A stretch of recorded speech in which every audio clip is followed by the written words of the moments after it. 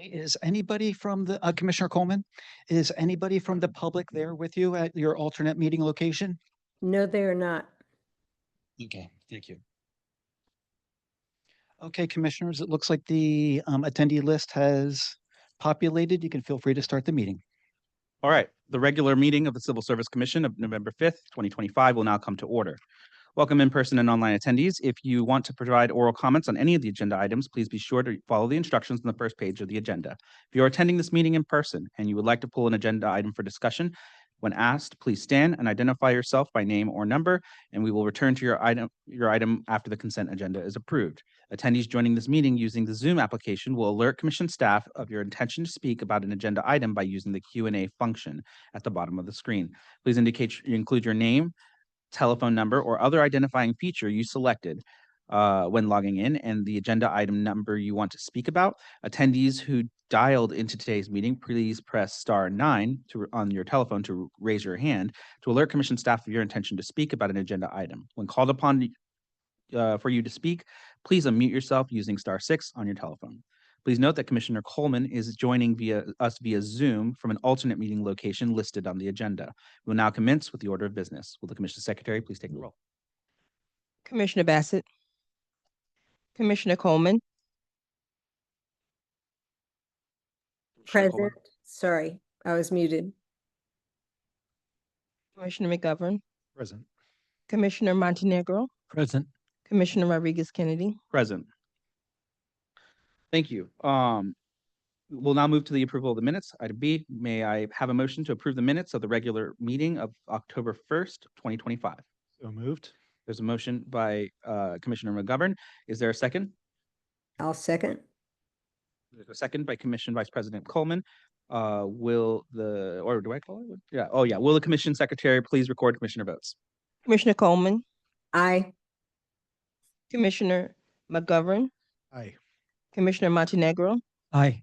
Commissioner Rodriguez-Kennedy. Aye. And that passes with all commissioners present in the affirmative. We'll now move on to item C, which is non-agenda public comments. Members of the public may address any matter relating to the Civil Service Commission other than the items that are on today's agenda. The total amount of time allowed for public comment will be limited to not more than 2 minutes unless the Commission President agrees to extend the time. Do any of the attendees want to make a public comment about any matter relating to the Civil Service Commission but not on today's agenda? If so, and you join the meeting using the Zoom function, please use using Zoom, please use the Q&A function on the bottom portion of your screen to inform Commission staff that you wish to speak. If you dialed into today's meeting, you may press *9 on your telephone to raise your hand to alert Commission staff. When called upon to speak, please unmute yourself using the *6 button on your phone. We will now need to wait a minute in the event somebody wants to make a comment and is attempting to alert staff now. Will the executive officer please start a timer? Yes.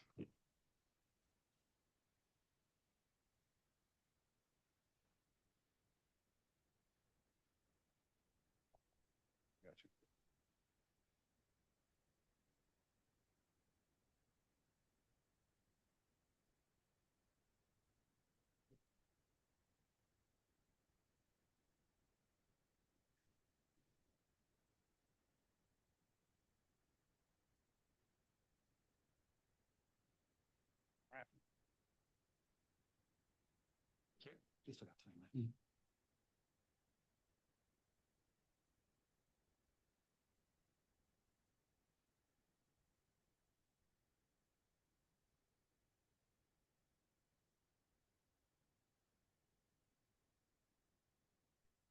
Commissioners, 1 minute has passed and we've received one request to speak about a non-agenda item. So I will let the person speak.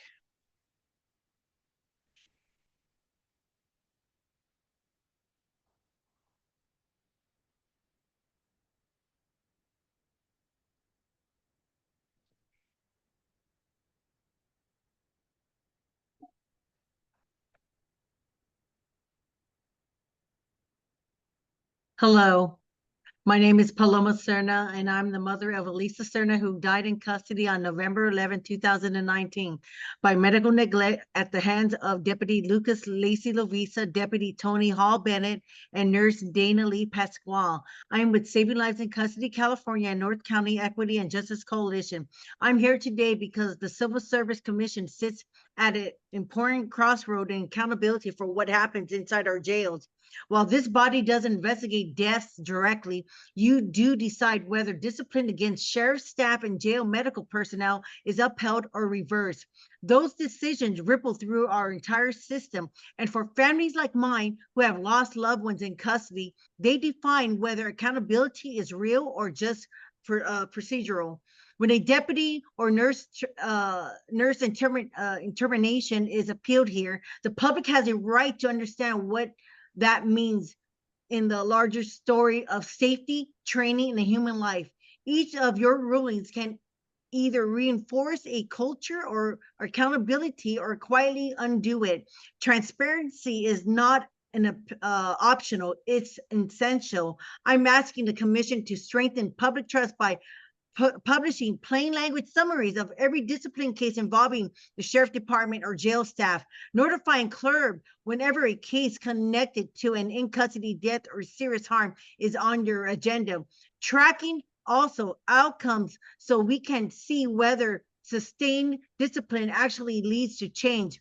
We need a coordination system, clerk, the sheriff department, and this commission working together, not in isolation, because every time a family buries a loved one lost inside a county jail, we see the consequences of gaps in oversight. I urge you to use your authority not just to review employment decisions, but to help rebuild public confidence that justice and accountability can exist inside county government. Thank you.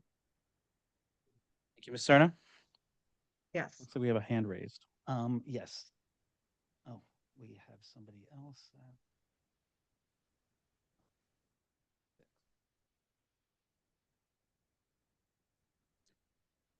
We're now in non-agenda public comment. Yusuf Miller, you have your hand raised. You may speak. Yes, this is Yusef Miller, North County Equity and Justice Coalition, Saving Lives in Custody, California. I want to echo my colleagues' sentiments and introduce myself as a first-time participant, but will be reoccurring in supporting this body and holding all bodies accountable with transparency and accountability. I really look forward to working with this body here in this commission. I see that the overlap that we have with this commission and the clerk and the board of supervisors, et cetera, is really important for the community to know about, and an area where community needs to raise concerns. So I'm happy to be here. I will be here in the future. My name is Yusef Miller, North County Equity and Justice Coalition, Saving Lives in Custody, California. Thank you. Mr. Miller, that concludes the non-agenda public comment. We will now move to item D, which is agenda item discussion. Do any of the attendees want to pull an agenda item for discussion? If you're attending this meeting in person and you would like to pull an agenda item for discussion, please stand and identify yourself by name or number, and we will return to your item after the consent agenda is approved. If you are speaking for an appellant or complainant, please use their assigned number. If you joined these meeting using Zoom, please use the Q&A function on the bottom portion of the screen to inform commission staff of the agenda item you would like to speak about. If you dialed into today's meeting, you may press *9 on your telephone to raise your hand to alert commission staff. When called upon to speak, please unmute yourself using *6 on your telephone. We will now need to wait a minute in the event that somebody wants to pull an agenda item and is attempting to alert commission staff now. Will the executive officer please start timer?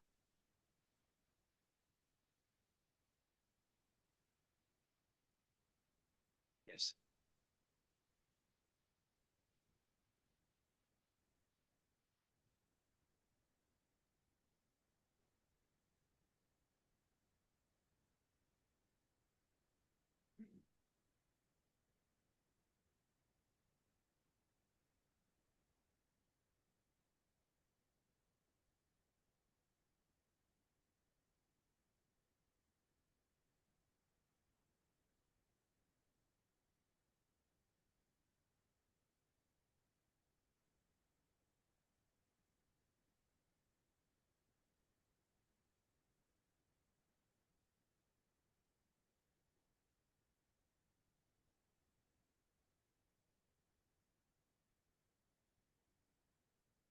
Commissioners, 1 minute has passed and we have received a request from Ms. Cerna to pull agenda items 1 and 2 for discussion. Okay.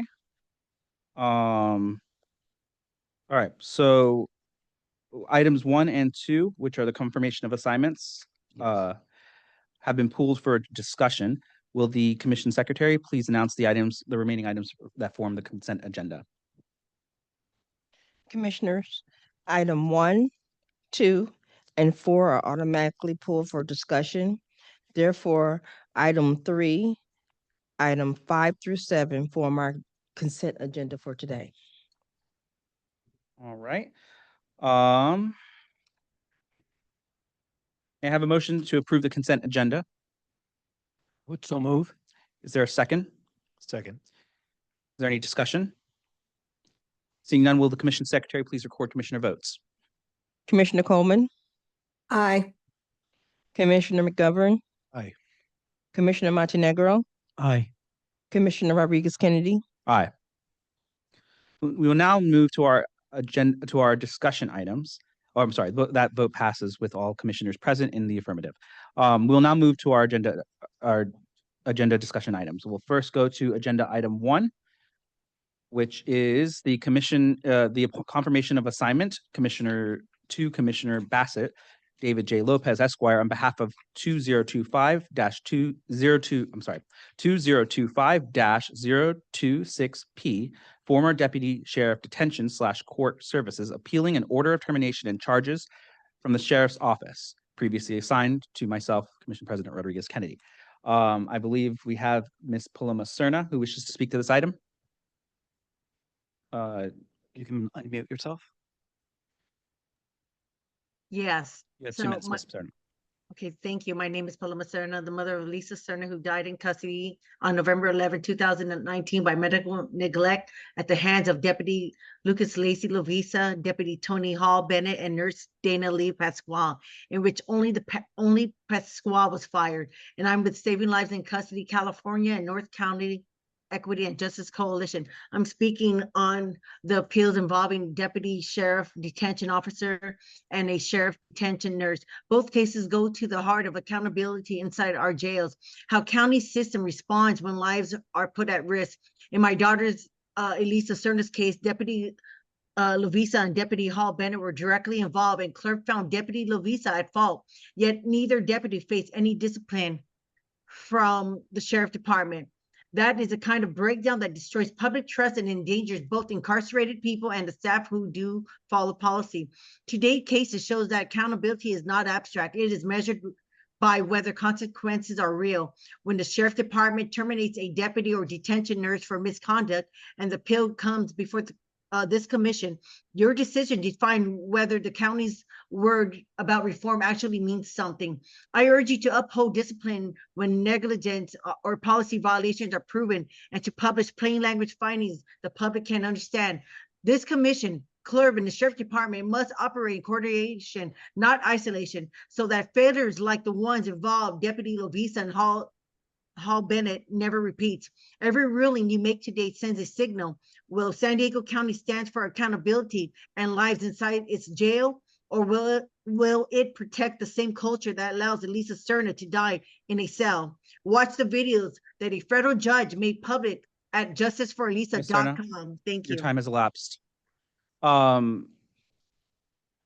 well, we have to go through them at this point. Mr. Miller, your hand is raised. Are you speaking on agenda item 1? Yes, I am. Proceed.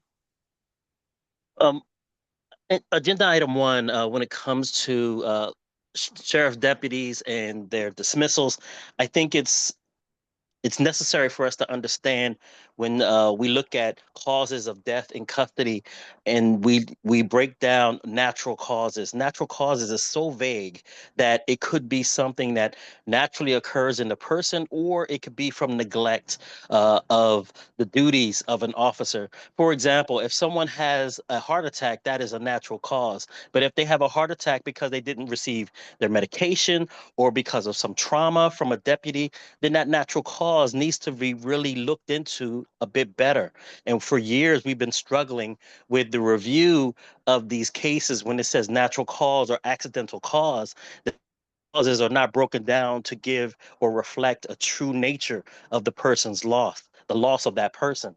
So I encourage you to look in and reevaluate some of the definitions on how we determine whether there was something dismissible for an action that is dismissible. So I really would like for you guys to look into and really do due diligence on these definitions of natural, accidental deaths, and see if we can get a true picture. And you can use a true picture to determine whether someone is at fault, if these actions are justified or denied. Thank you. Thank you. So that's it for agenda item number 1. All right. Ms. Serna did request to speak about agenda item number 2. I think we have to dispense with the agenda items in order pursuant to parliamentary procedure. Therefore, first, I just want to point out for the public that this is the confirmation of assignments to a commissioner. We are not hearing the case today. This is solely an assignment to the commissioner. The commissioner will then, depending on the type of case, will usually then hold a hearing in which they will hear the merits of the case. Plain reading decisions are published by the Civil Service Commission. Yes. Plain language readings are already published by the Civil Service Commission, and they are also distributed as a part of our minutes, right? Yeah, we do put detailed summaries of our hearings in our minutes, and our hearing reports are available to the public when In advance of our decision, right?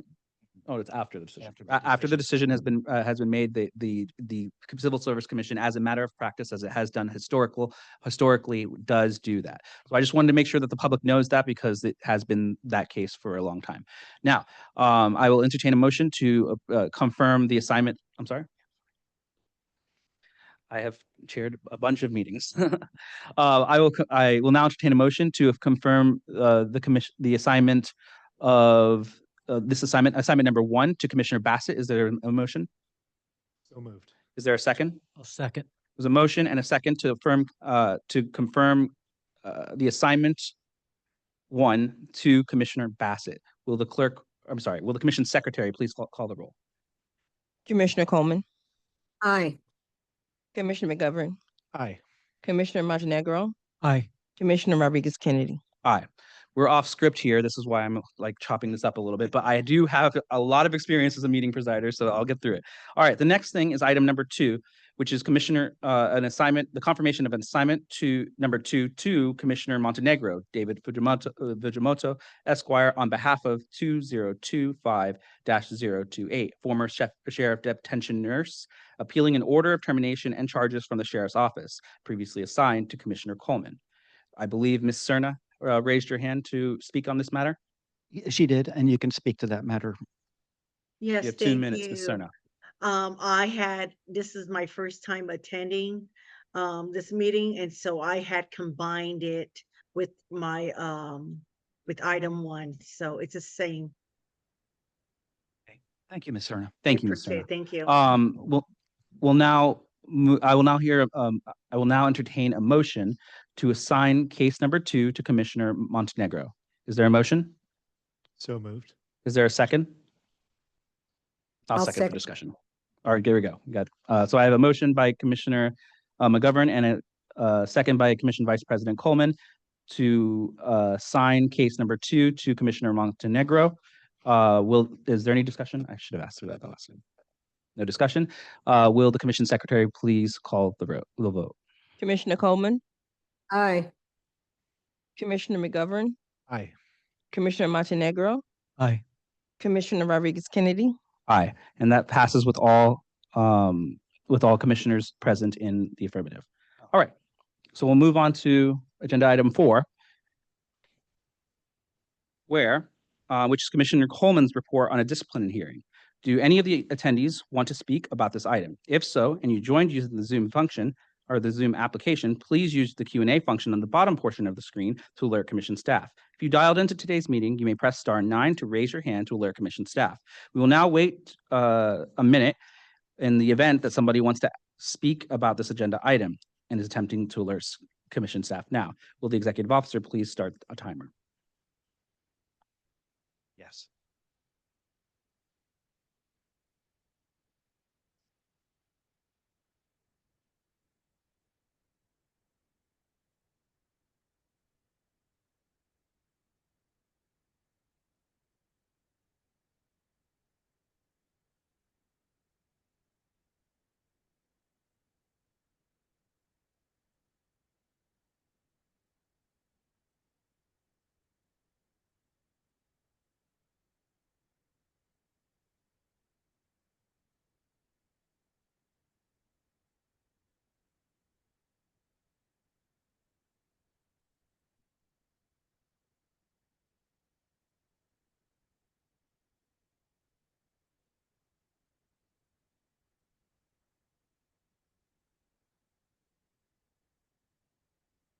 Commissioners, 1 minute has passed, and we've received no request to speak about this agenda item. Okay, hearing none, please proceed with your report, Commission Vice President Coleman. Will do. Hold on, Commissioner. Okay. Oh, wait. Okay. No, it wasn't. I get it. I heard you. Commissioner Coleman, you may proceed. All right. Appellant 2025-002P, referred to as employee, appealed the final order of removal and charges removing him from the position of deputy probation officer in the probation department, hereafter referred to as department, was presented to the Civil Service Commission. The commission appointed me, Commissioner P.K. Coleman, to hear the appeal and submit findings, conclusions, and recommendations to the Civil Service Commission. Thereafter, a hearing was held on September 25th, 2025. The causes of discipline were conduct unbecoming, discourteous treatment of another employee, and acts incompatible with and/or inimical to the public service. Undisputed evidence. The employee was hired by the department on July 15, 2022. During the period of March 1, 2024 through June 30th, 2024, the employee was assigned to Cottage Thrive as a shift leader at the county's youth transition campus. During that time, the employee and the mother of his child, hereafter referred to as child's mother, were in a family relationship. At that time, the child's mother was pregnant with their second child. The relationship between the employee and the child's mother ended in July of 2024.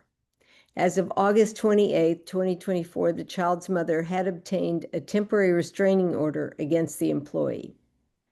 A female officer, also a deputy probation officer, attended the academy at the same time as the employee. Following graduation from the academy and training, both the employee and the female officer were assigned to the department's Youth Transition Center, working the same shift but assigned to different cottages, which were located next to each other. The employee and the female officer would share breaks and developed a bond. The female officer calls her relationship with the employee as a regular friendship, and that the employee was someone she could count on at work. There was no romantic relationship between the two of them.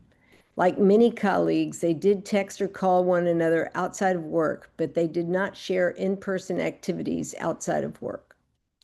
On March 5th, 2024, at 1:45 p.m., the female officer received a text message from the employee's phone number, which read, quote, "Look, you whore, you need to stop flirting with employee, knowing that he has a family. He told me everything about you guys. Honestly, you disgust me, you slut.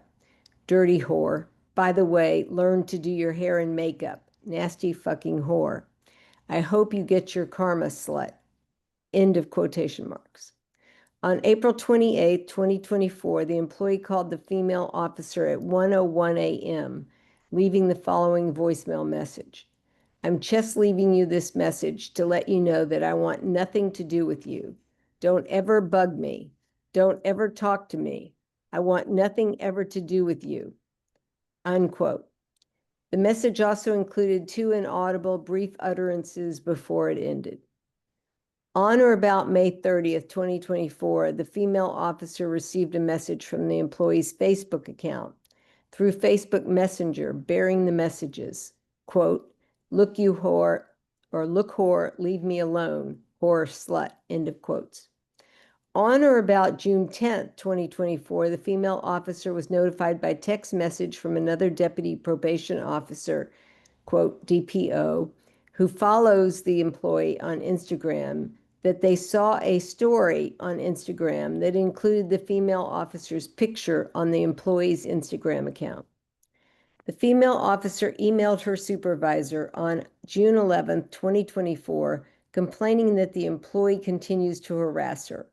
She stated that she didn't know what to do and she felt embarrassed and humiliated. She informed her supervisor that despite efforts such as blocking the employee from social media, the employee and the child's mother find ways to continue harassing her. The next day, June 12, 2024, the female officer filed a sexual harassment incident report. The complaint was initiated by the department and was assigned to supervising probation officer for investigation. On July 2nd, 2024, while the investigation was being conducted, the employee appeared before the division chief looking disheveled, upset, and on the verge of crying. Those are quotation marks from the division chief. The division chief was aware of the ongoing investigation into the female officer's complaints of the employee's conduct and told the employee that he can't talk with him about that. The employee understood the restriction but was concerned that he could not concentrate on his duties. During their conversation, the employee's phone was, quote, buzzing like he's getting messages constantly, end of quote. The employee then described the child's mother as, quote, crazy, unquote. He told the division chief that the child's mother has access to all of my social media, even after he's changed his passwords. And I don't know how. Somehow she's getting into them and she's doing all of this, end of quote. The employee showed the division chief evidence of physical abuse at the hands of the child's mother. During this meeting, the division chief observed that the employee's phone was buzzing 3 or 4 times when he answered the phone in the division chief's presence and told the child's mother that he was in a meeting with his boss. The division chief could hear the child's mother yelling at the employee and saying, "Why are you talking to your boss? Why?" When the employee promised to call her back, the division chief could hear her answer, "Fine, call me back." And the employee ended the call. Less than 30 seconds later, the employee's phone is buzzing again from text messages from the child's mother. The employee then explained to the division chief that the child's mother controls nearly every aspect of his life and has taken control of his social media accounts by changing passwords and has access to view his work schedule through the department's scheduling software, i.e. workschedule.net. At some point during the meeting, a text message from the child's mother was received on the employee's cell phone. He showed it to the division chief. The message said, quote, "Are you with her? Are you with that bitch?" End of quotes. Disputed evidence. The employee blames the child's mother for all of the offensive comments, messages, and changes to the employee's Facebook profile picture. He claims that the voicemail he left on April 28, 2024 was done under duress, with the child's mother threatening him with physical harm if he didn't leave the message. Further, he blames the child's mother for the offensive messages sent to the female officer and for changing the profile photo on his Facebook page. Although the child's mother only admits to leaving one message, the first one on March 5th, 2024, she denies any involvement in the other communications. She admits that she was present during the early morning voicemail on April 28, 2024, but denies being responsible for his actions in making the call.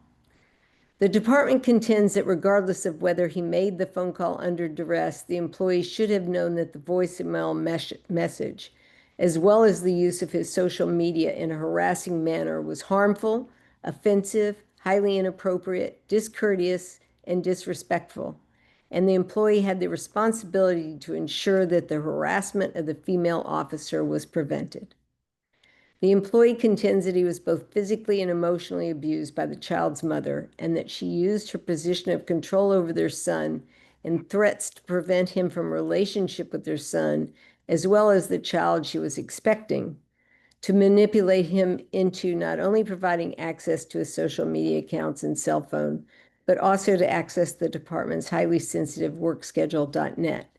by using his cell phone and the application for the software, then logging in with the Remember Me option, which he had previously accepted. The department counters that he alone is responsible for his actions, and he could have stopped the harassing messages and other actions by preventing the child's mother from controlling the communications, as well as the employee himself. The county questions whether the application for workschedule.net has a Remember Me option when a county employee uses a cell phone to log into the software. Findings of fact. The employee voluntarily allowed the child's mother to access his cell phone, his social media accounts with Facebook and Instagram, and recklessly provided her with his login information and password to the county scheduling software, workschedule.net.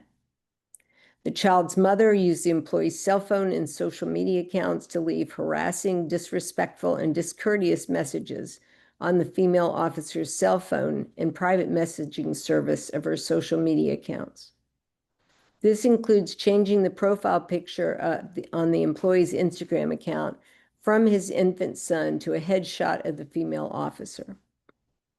The child's mother forced the employee to leave the voicemail message on the female officer's cell phone in the early morning hours of April 28, 2024, through emotional and physical threats. The recording includes a delay in disconnecting the call and an indecipherable yet perceptible comment to somebody in his presence before ending the message. It is reasonable to assume the child's mother made physical threats forcing his compliance, as the employee provided evidence to the division chief of a picture on his phone showing a gash on the top of his head. The employee told the division chief that the child's mother hit him on the head with a candlestick. Conclusions. Employee is guilty of conduct unbecoming in that on March 5th, 2024, he allowed his girlfriend, the child's mother, access to his cell phone, which resulted in harassing, offensive, and disrespectful text to the female officer. The message was shocking in the least and understandably caused concern on the part of the female officer. The evidence further supports conduct unbecoming when a similar message was sent through Facebook Messenger from the employee's account to the female officer on May 30th, 2024. Based on the consistency between the messages and the employee's belief that the child's mother would take action to deny him access to his children, as well of evidence of physical abuse on the part of the child's mother, it is accepted that the child's mother controlled his social media accounts, Facebook and Instagram, and the employee felt powerless to stop her from using these vehicles of communication to harass the female employee. The employee provided evidence that as early as May 23, 2024, he attempted to regain control of his Instagram account, but was unable to do so based on Meta's inability to confirm his identity at that time. This provides sufficient evidence to support that the employee was not in control of his social media accounts. Employee is guilty of discourteous treatment in that his decisions to allow the child's mother access to his cell phone, his social media accounts, and workschedule.net, his unwillingness to refuse the demands of the child's mother to call the female officer in the early morning hours of April 28, 2024, and his failure to take back control from the child's mother, all the while knowing that she was communicating or forcing him to communicate abusive, harassing, and offensive messages to the female officer, displayed discourteous treatment to the female officer, who repeatedly asked the employee to stop the harassment. Although the evidence supports a finding that he was not in control of the social media accounts, the employee clearly had the means to free himself of his personal relationship with the child's mother and seek legal assistance to maintain his parental rights to their children. Instead of taking action to confront the child's mother and address the problem, he allowed himself to be manipulated at the expense of the innocent female officer. Employee is guilty of acts incompatible with and or inimical to the public service, in that not only was his regrettable decision to allow the child's mother access to his phone and to continue to control his social media accounts, he shared his access to the county's scheduling software, workschedule.net. It is more likely than not, even assuming the likely dishonesty of the child's mother during the investigation, that in order to appease the child's mother, the employee had previously shared website address, login information, and his password to the child's mother, which is contrary and potentially damaging to the county's secure system. Level of discipline. The employee was terminated after the department found the violations of Civil Service Rule 7.2M, conduct unbecoming, Civil Service Rule 7.2H, discourteous treatment of another employee, and Civil Service Rule 7.2S, acts incompatible or inimical to the public service. In mitigation, the record reflects that the employee's actions that led to the abusive, harassing, and discourteous communications to the female officer likely arose out of an emotionally and physically abusive relationship. The record reflects that the relationship is ended with the employee understanding the hurt that was caused to the female officer. The record also reflects that the female officer, through it all, felt that their relationship as friends and coworkers was otherwise acceptable, as she stated at the time she reported the harassment to her supervisor. However, if returned to work, the employee should never be scheduled to work in the same facility as the female officer. This hearing officer recognizes that most of the harm was likely caused by the child's mother, but also believes that the employee should have taken immediate and firm steps to stop it, such as terminating the relationship and fighting for custody of his children in the proper venue, not the workplace. While he ultimately did this, it does not completely absolve him of the harm that was caused to the female officer. What the department has proven by a preponderance of the evidence is that the employee's efforts to appease the mother of his children through transparency and capitulation were inefficient, and he let his personal life affect his work life to the detriment and harm of an innocent coworker, the female officer.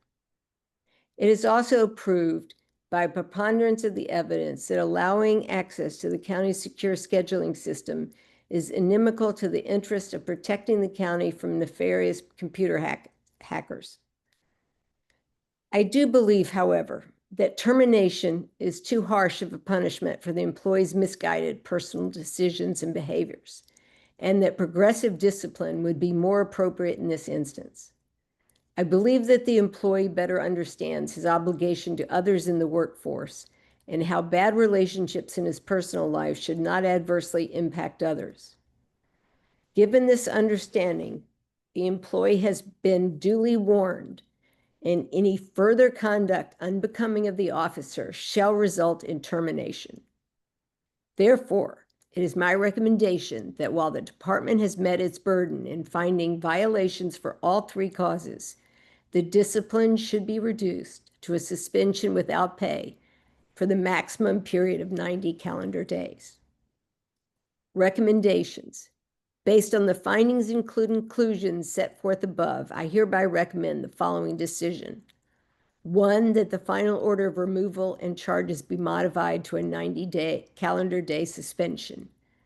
2, that the employee be awarded back pay, benefits, and interest from the date of removal to the date of this decision, minus wages attributable to the 90 calendar day suspension, and minus any wages, benefits, or other compensation the employee received from other employment, unemployment benefits, or other assistance programs. And 3, that the proposed decision shall become effective upon the date of approval by the Civil Service Commission. And I so move. Is there a second? Is there a second? I'll second. There's a motion by Commissioner Vice President Coleman and a second by Commissioner Montenegro. Is there any discussion? Seeing none, will the Commission Secretary please record Commissioner votes? Commissioner Coleman, Aye. Commissioner McGovern, Aye. Commissioner Montenegro, Aye. Commissioner Rodriguez-Kennedy. Aye. All right. I would say that that concludes today's meeting, but I also would be remiss if I did not put on the record that it is our executive officer's birthday. So happy birthday, Tom. Oh, thank you very much. Thank you, commissioners. Happy birthday.